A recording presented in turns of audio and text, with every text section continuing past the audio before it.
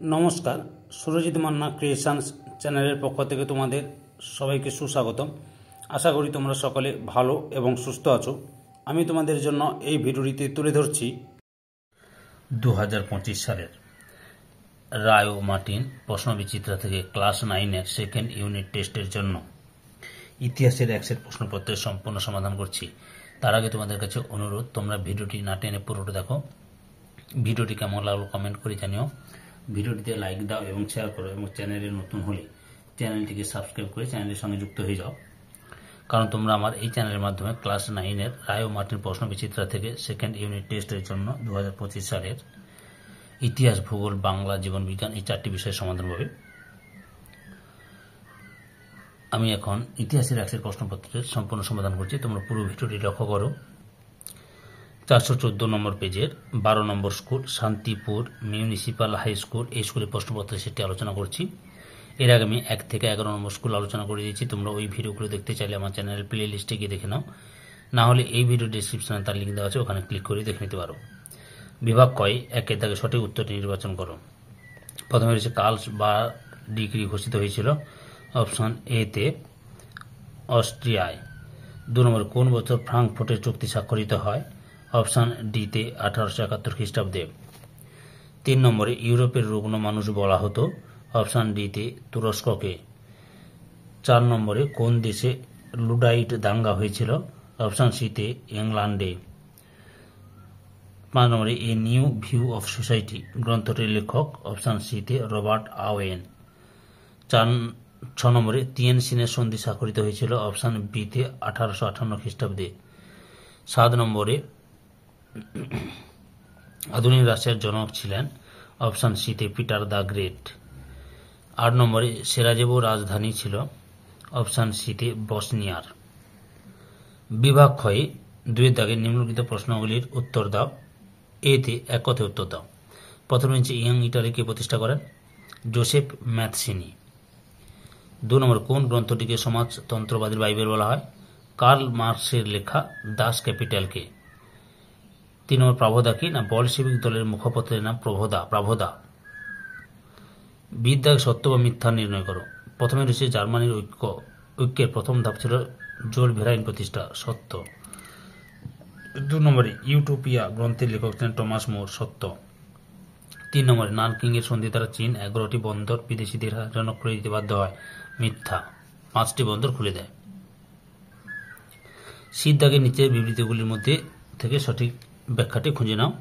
বিবৃতি 1-এ সার্ব সন্ত্রাসবাদী গ্যাপ রিলো প্রিন্সিপ অস্ট্রিয়ার যুবরাজ ফার্দিনান্দকে হত্যা করেছিল। এখানে ব্যাখ্যা, একেটাই ঠিক, অস্ট্রিয়া সার্বিয়া আক্রমণ করেছিল।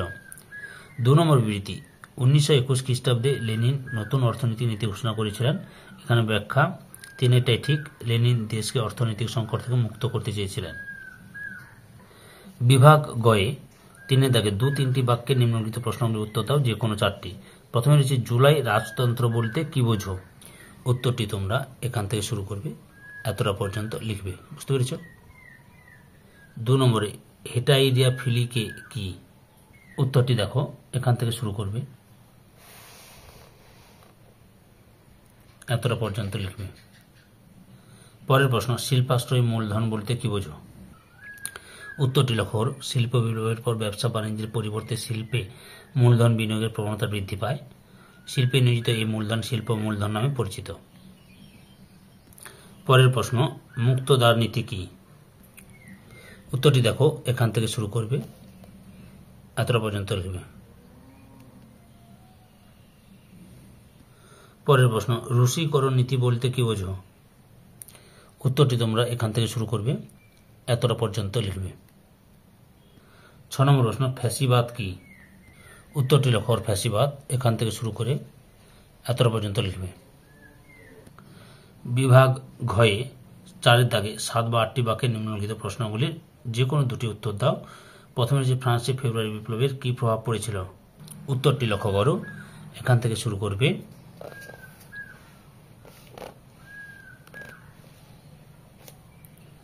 এতটা পর্যন্ত লিখবে। পরের প্রশ্ন 2 নম্বরে সাম্রাজ্যবাদী শক্তির সংঘাত কিভাবে প্রথম বিশ্বযুদ্ধের সূচনা করে। এখান থেকে শুরু করবে, পরপর দেখে নাও উত্তরটি।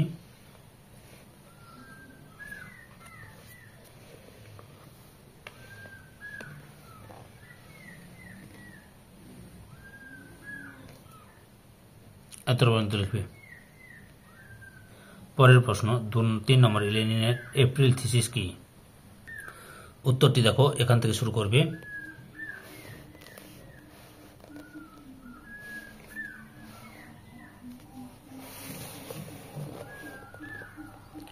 এতটা পর্যন্ত লিখবে।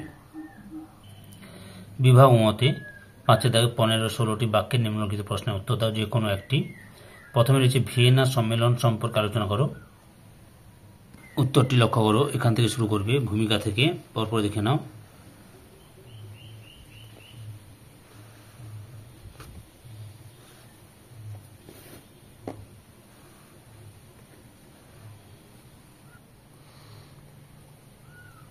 এতটা পর্যন্ত লিখবে।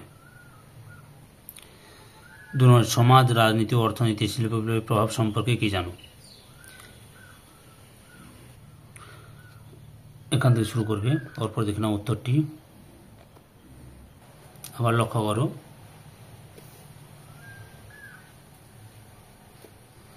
এতটা পর্যন্ত লিখো, আরো একটু বাকি আছে, লক্ষ্য করো।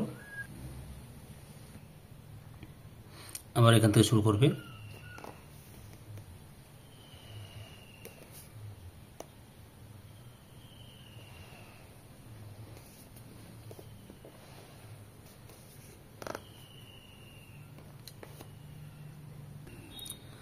এতটা পর্যন্ত লিখবে।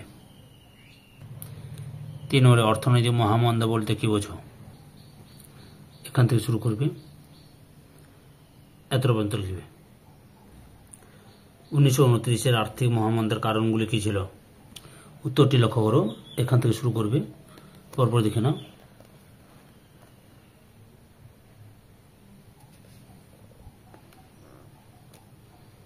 প্রভাব ফেলে, এতটা পর্যন্ত লিখবে। সম্পূর্ণ ভিডিওটি দেখে আমার চ্যানেলের পাশে থাকার জন্য তোমাদের সবাইকে অসংখ্য অসংখ্য ধন্যবাদ।